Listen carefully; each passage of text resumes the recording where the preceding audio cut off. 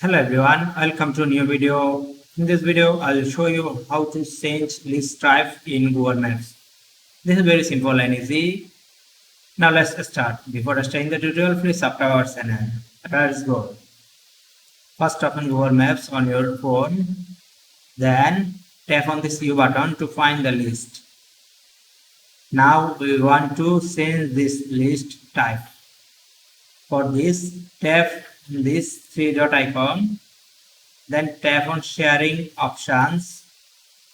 Now here you can see two options. One is private and another is shared.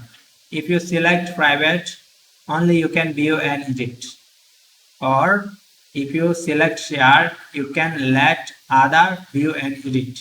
You can select any one of these. If you select on shared option, you have another option. That is, let other edit this list. You can turn this on or off. If you turn on this, allow others you invite to make changes, invite more people.